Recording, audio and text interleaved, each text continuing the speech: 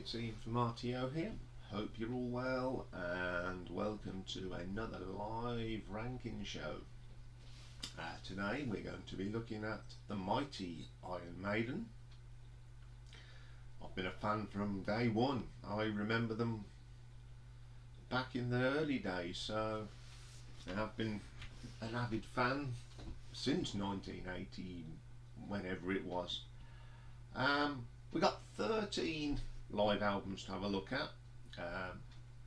And the way I'll rank them is we look at song qualities, production, how it was put together, and that's how we come up with the rankings. But first we're going to have an honourable mention, because they released in 1981 an EP called Maiden Japan, and there's not much live material with Paul Di'Anno. This was released in Japan. Excuse me. It's a pretty good. It's only got 5 tracks on it, but they are really good ones. You got Running Free, Remember Tomorrow, Rothschild, Killers, and Exile. Really good little EP. A few years ago, it's not an official release, but there is an album out there that's got a longer set in it from the same show, which is pretty decent. But it's not a official album, so it does not get a ranking. But I do like it. It's pretty good. So let's get on to the rankings. Okay, coming in at number 13 is their second official release. Came out in 1993. A real live one. Now, this album to me is just literally been thrown together. It's disjointed. I don't think the production's very good. I don't know why this was actually released, to be quite honest, because it was Fear of the Dark tour, and I think Bruce's voice was getting a bit groggy, and it's got Be Quick or Be Dead, From Here to Eternity, Can I Play with Madness, Wasting Love, Tail Gunner, The Evil That Men Do, Afraid to Shoot Strangers, Bring Your Daughter to the Slaughter, Heaven Can Wait, The Clairvoyant, and Fear of the Dark. It's just all over the place. Some of it's done in England, some of it's done in France, Switzerland. It just does not flow at all. I don't play it very often. I find it a little bit disjointed, and I don't think the songs Bruce's voice is very good on them. I mean, I love Bruce Dickinson, but I think his voice was starting to really. So it gets an RTO ranking of 5 out of 10. Okay, then coming in at number 12 is the third live release, released in 1993 again, a real dead one. This has got more of the classics on. It's very similar to a real live one, same sort of thing, thrown together at haste. This has got the Number of the Beast on it, The Trooper, Prowler, Transylvania, Remember Tomorrow, Where Eagles Dare, Sanctuary, Running Free, Run to the Hills, 2 Minutes to Midnight, Iron Maiden, and Hallowed Be Thy Name. It's a little bit better in production, but still it's not the greatest live album, so it only gets a ranking of RTO ranking of 5.5. It's I don't play these two albums much at all. You know, I just don't get what they were released, and there's a lot of Maiden fans out there that feel the same. Okay, then coming in at number 12 is their 6th release, BBC Archives, released in 2002. It was part of a box set called Eddie's Archives, but they released it as a separate album. This has got live stuff from both Paul Di'Anno and Bruce Dickinson singing. You've got stuff that was from in session on radio. You got one from Reading. Two from Reading, I think. Yes, two from Reading, and one from Monsters of Rock of '88, which I was at. But the tracks are really good. The production on the earlier ones could be better, but it's quite. This is more of a nostalgic look. I mean, on the in session stuff, you've got Iron Maiden, Running Free, Transylvania Sanctuary. Really, hard and heavy. Just plug it in, and it's actually got Doug Sampson on it, which is pretty good. Then the next few tracks are from the Reading Festival from '82. You've got Killers, Run to the Hills, Children of the Damned, Number of the Beast, 22 Acacia Avenue, Transylvania, The Prisoner, Hallowed Be Thy Name, Phantom of the Opera, and Iron Maiden. Now, this was a year on from when Ron Smallwood asked Bruce Dickinson to audition for Iron Maiden. I mean, if you've read Bruce Dickinson's book, What Does This Button Do? It explains it. And he was saying that he couldn't believe that a year later he was in a tent talking to Ron, and then a year later he was on stage performing with Iron Maiden. A bit surreal, he thought. I mean, they're good versions of these songs, and I wouldn't say they're definitive live versions, but the other thing about it is Clive Burr's drumming. It's all over the place. I think this was towards the end of his tenure in Iron Maiden, and there are stories that him and Steve Harris weren't getting on, and Clive deliberately speeded it up in places, and you can tell on this set it is a bit higgledy-piggledy. The second disc is the Reading Festival from 1980 with Paul Di'Anno singing. This is quite nostalgic, and the quality is okay. It's from 1980, but it's got Prowler, Remember Tomorrow, Killers. That is a good version. Transylvania on here is pretty good, and Iron Maiden. And the last bit is from the Monsters of Rock in 1988, which I was at. So I can tell you the show was fantastic.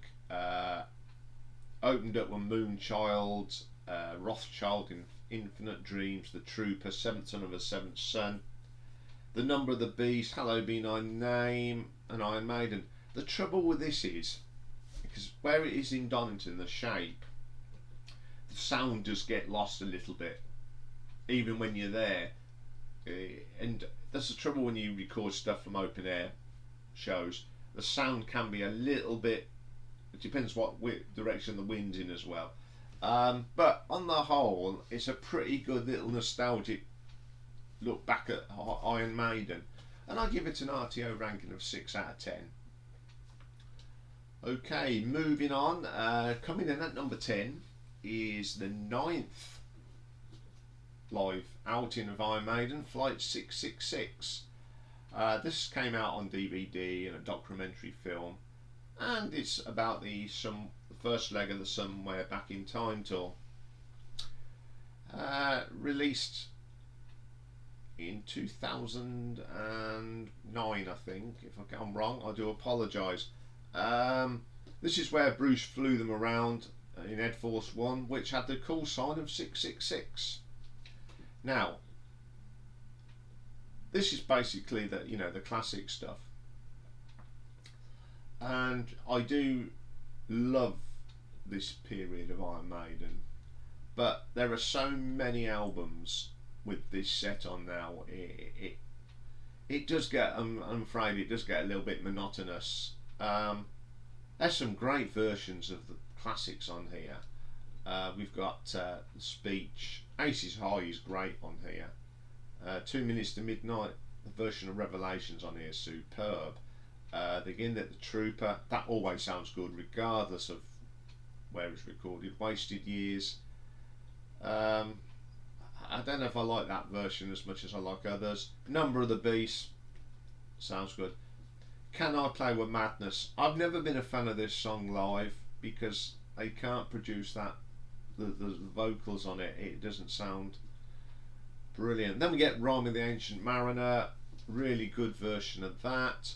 Power Slave, Heaven Can Wait, not very keen on that one either, unfortunately. Run to the Hills, Fear of the Dark, Iron Maiden, Moonchild, The Clairvoyant, and Hallowed Be Thy Name. Again, I mean, it's a good album, but it's everything that we've heard before. And again, I don't play this one very often. I actually prefer to watch the DVD. But the quality's there, and it's well produced, and although it's taken for different shows all over the world, it's been put together really nicely, and I give it an RTO ranking of 6.5. Okay, coming in at number 9 is the 10th live album. Came out in 2002, En Vivo, which is actually Spanish for As It Happens Live. Again, it was a video as well. This was recorded during the Final Frontier World Tour in Chile. Now, this is my little gripe again with them. Most of their live albums are from South America. They're a British band, and the British fans love Iron Maiden. Come and do some. If you're going to make a live album, come and do it in your own country, guys. This is, the sound on this, it's okay, but I don't know what they used to record it on, but it just lacks something. This one, I mean, it's got Satellite 15, The Final Frontier, El Dorado, 2 Minutes to Midnight, The Talisman, Coming Home, Dance of Death, The Trooper, and Wicker Man. That's a great version of Wicker Man on that, I must admit. Then we get Blood Brothers, When the Wild Wind Blows, The Evil Men That Do, Fear of the Dark, Iron Maiden, Number of the Beast, Hallowed Be Thy Name, and Running Free. It is a good set, and the songs from the Final Frontier live sound a lot better than they do in the studio. I mean, the version of El Dorado on here is far better. I do play it now and again, but I mean, how many times do I need to hear Hallowed Be Thy Name on a live album? It's getting to the stage with that song. I used to love it, but now I seem to. It's one of them songs that if I never hear it again, I'm not going to get too distressed about. But it's a solid live album, nicely put together. This one actually flows really well, and I'll give it a RTO ranking of 6 out of 10. Coming in at number 13 is the 13th and the latest live album, Knights of the Dead, Legacy of the Beast, live in Mexico City, released in 2020. To be quite honest, this was a great album because we was right in the middle of COVID and everyone was down in dumps, and this sort of lifted your spirits a little bit. It's the usual set. Aces High, Where Eagles Dare. This is a great live version of Where Eagles Dare though. Nico's drumming on it is superb in this. 2 Minutes to Midnight, and it has got probably the best version of The Klansman. Now, The Klansman is one of the Blaze Bayley songs.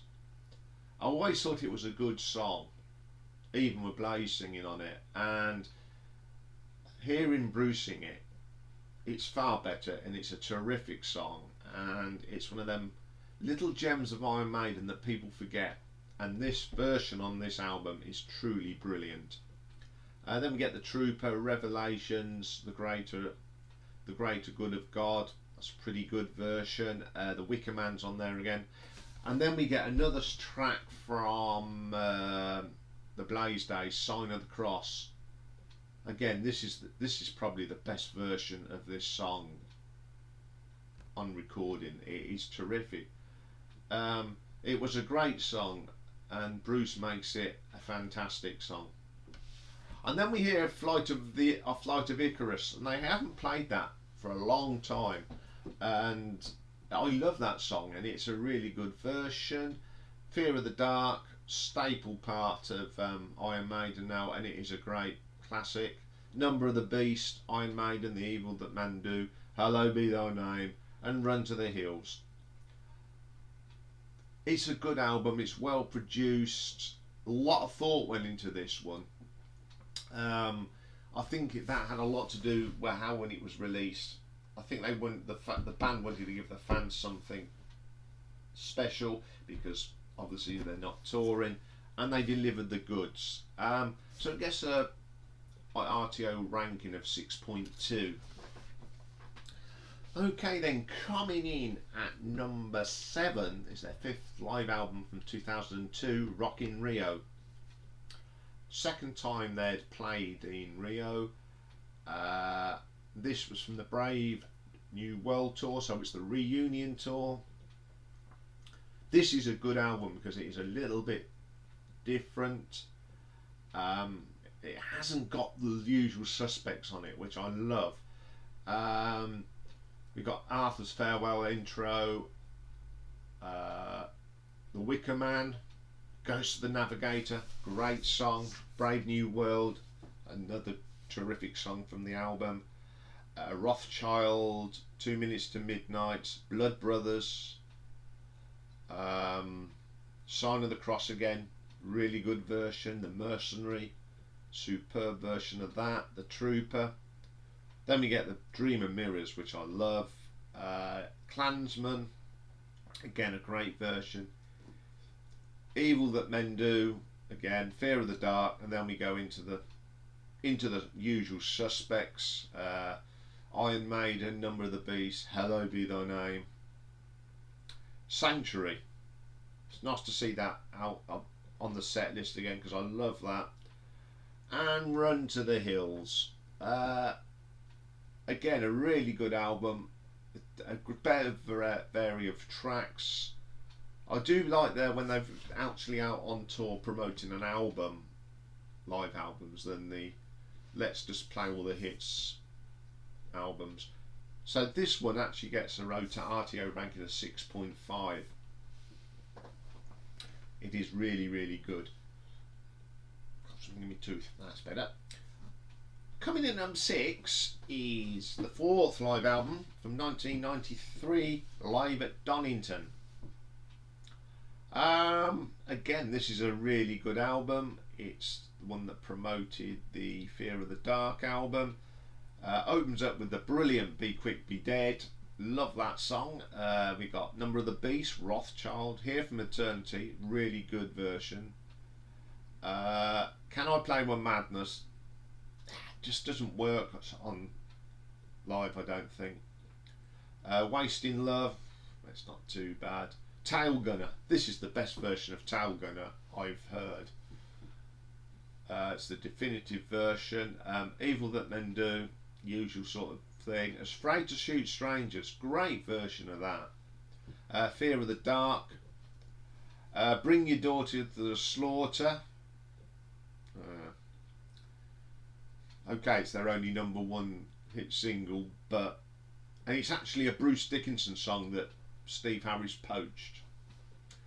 Now, if you've got the greatest hits, like compilation of Bruce Dickinson, there's a version of that on there, which I think is a little bit better, personally. Then we get The Clairvoyant, which has always been one of my favourite songs. Heaven Can Wait, Run to the Hills, going to the usual suspects again. 2 Minutes to Midnight, Iron Maiden, Hallowed Be Thy Name, The Trooper, Sanctuary, and Running Free. But on the whole, again, because it's a promoting a tour live album, I like it because it's got a lot of the stuff that they were off the Fear for the Dark. and he gets an RTO ranking of 6.7. Coming in at number 5 then is the 8th album, Death on the Road. Came out in 2005. Again, this is a really good live album. There's a group I've got the DVD, and it's got a bit of a documentary. This is recorded in Germany, and for some reason, German production is fantastic. Now, if you've got anyone's got any albums that have been recorded at Wacken, the production there is always fantastic. I've got quite a few albums that have been recorded there, and they sound fantastic. Even Status Quo played there, and the sound production is superb. This is promoting the Dance of Death album. Some cracking versions of that songs from that album. Wildest Dreams, terrific. Then you get Rothschild, Can With Pain and Madness. I just wish they'd drop that because it just doesn't sound right live. The Trooper, Dance of Death, that is superb. Live, it's even better than the studio version. Rainmaker again, terrific. Brave New World, Passchendaele, probably the best version of that song again. Terrific. And if you've watched the video, it's visual and it's very emotional and it's terrific. And then we get Lord of the Flies from the X Factor, another Blaze Bayley song. And this version again is fantastic. It's great that they do these songs from the Bays days, but Bruce sings it so much better. I'm sorry. Brilliant song. No More Lies. I love that song. That is a great song. Then we get the usual suspect of Hallowed Be Thy Name, Fear of the Dark, Iron Maiden. And then we got one of my favourite Iron Maiden songs, Journeyman, the acoustic-y one. I think it's terrific. I like the studio version, but this version is absolutely top draw stuff. Then we get Number to the Beast and Run to the Hills. On the whole, I love this album. I play it quite a lot, and it gets an RTO ranking of 7 out of 10. Time for a sip of coffee. Okay, then coming in at number 4 is their 7th release, recorded in 1982 but released in 2002. Beast Over Hammersmith. This is a terrific album. It's Bruce's first outing with the band, recorded at Hammersmith Odeon. Terrific album, great atmosphere, and the songs on this are just out of the top drawer. I mean, we opened up with Murders in the Rue Morgue. What a corker of a track. Then we get Rothschild, brilliant version, Run to the Hills, Children of the Damned, Number of the Beast. Then we get Another Life, great song, Killers, absolutely belts that one out. Then the brilliant 22 Acacia Avenue. Then they put this Total Eclipse. Now, I'm one of them people that think that Total Eclipse should have been on the Number of the Beast album and get rid of Gangland, because Total Eclipse is a far better track. Then we get Transylvania. Then we get The Prisoner. It's one of my favourite tracks. I love the guitar bit in the middle when it's a terrific song. Hallowed Be Thy Name. This is probably the best live version of the lot. I think it's because it was fresh and it is the definitive version of that song. Then we get the brilliant Phantom of the Opera, Iron Maiden, Sanctuary, and then we get my favourite song from the Paul Di'Anno era, Drifter. I love that. And we get Running Free, and then it ends out with Prowler. This is brilliant.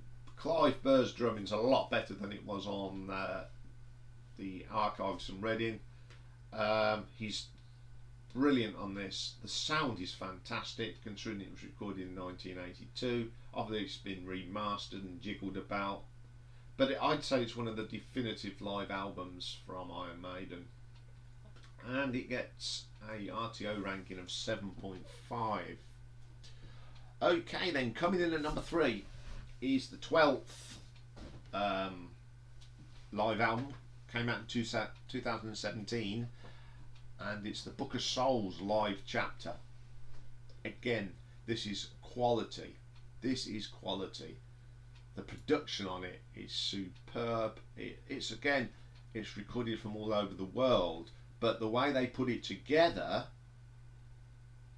it flows. One thing about, they learned their lesson, I think. If you're going to put a live album and you're recording it from different parts of the world, make it flow, make it sound like that you're actually listening to a concert from start to finish. It opens up with Eternity Should Fail. Really, really good version of that. Speed of Light, that's terrific on this. Really heavy. Rothschild, Children of the Damned, fantastic version. Death or Glory, another great version. The Red and Black, I just love that song, and it does it justice. A great version of The Trooper on this. Power Slave sounds fantastic on this. The Great Unknown, terrific version. Book of Souls, absolutely brilliant version. That's recorded at Donington Park, and the sound was just right that day. Great live version. Fear of the Dark, always a good one.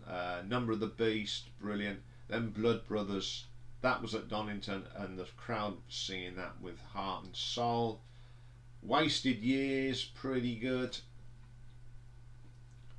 On the whole, this is a great live album. Production on it is superb, and I give it an RTO ranking of 8 out of 10. Okay, this is where I think I'm going to get caned for this, and I'll explain why it's number 2. So coming in at number 2 is their first ever live album, released in 1985, Live After Death. They're going, why have you put it at number 2? Right, the reason is, it was recorded, most of it was recorded at Long Beach Arena, and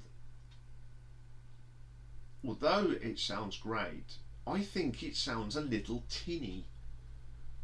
I mean, Iron Maiden played with Gutso, and the song and the music and the musicianship is fantastic. But what lets this down is the production. It's too tinny. I think they just got lost in that big arena. It's got all the classics on, from the Power Slave, you know, Aces High, 2 Minutes to Midnight, The Trooper, Revelations, Rhyme of the Ancient Mariner, Power Slave, Number of the Beast, Hallowed Be Thy Name, Iron Maiden, Run to the Hills, Running Free. But on side 4 of the old album, it's actually recorded at Hammersmith, and these, is it 1, 2, 3, 4, 5 tracks. The production on it is superb. I mean, you got Rothschild, 22 Acacia Avenue, Children of the Damned, Die With Your Boots On. Terrific song, one of my favourites off the Peace of Mind, and Phantom the Opera. That is why it's number 2 for me, because if the rest of the concert was recorded in the UK, I think it's a brilliant album. Don't get me wrong, I don't dislike it. I just think the production on the Long Beach stuff is a little bit, it didn't do the concert justice. But it still gets an RTO ranking of 8.5. So my number 1 live album from Iron Maiden is their 11th. From 2013, Maiden England, recorded at the NEC in 1988. I think this is when Iron Maiden were at their best. I mean, I saw them on this tour. I saw them at Donington and I saw them at the NEC. And they were superb. The sound was right. The production was brilliant. It was just a terrific night. And it was one of my mates, we took his younger brother, and it was his first ever gig, and he still talks about it today. You know, what a opening, you know, your first ever gig that you've been to, and it's Iron Maiden on the Seventh Son tour. Opens up with brilliant Moonchild. Love that song. And the Evil Men Do that is the best version. And this is what I loved about this gig. The Prisoner is one of my favourite tracks, and they did it, and it was superb. Then they did another of my favourites, Still Life. It's just brilliant. Then Die With Your Boots On. They were just kicking out all my favourite tracks. Infinite Dreams. This version of this is brilliant. Then they did Killers, and I'd never heard Killers live, and I went mad. Can I Play With Madness? It just still. I'm sorry. I know I love the track, but live it just does not work. Heaven Can Wait. That's great because all the roadies come out and sing on that. Wasted Years, another classic track. Love that. The Clairvoyant. Then we get Seventh Son of the Seventh Son. This is the best version of this I've ever heard. It's just terrific. I mean, it's a terrific in the studio, but this had more feel, more, and it is one of my favourite tracks by the band. Number of the Beast, Hallowed Be Thy Name, Iron Maiden, Running Free, and Sanctuary. It's number one for a lot of reasons. I think it's the best produced Iron Maiden live album. Secondly, I was there. And thirdly, it was just, I think that this is when Iron Maiden were at their peak. It's a terrific album, and I give it an RTO ranking of 9.5. I just think that on the whole they have to put out some really, really good live albums, but this one does beat it. Although I do agree that Live After Death is one of the best live albums ever produced anywhere as an album, but as I said previously, it does that tinny sound. It doesn't give the album any justice. I think it needs to be properly remixed and remastered, and then it might sound, you know, they've got to get rid of that tinniness. So you producers out there, get it sorted, and it might be number one again. Okay, that's Iron Maiden done. Next week's show live, we're looking at AC/DC, and we've got another one-hit wonder to do, BBM, which will be coming up soon. So we'll see you on that. Take care for now, and see you later.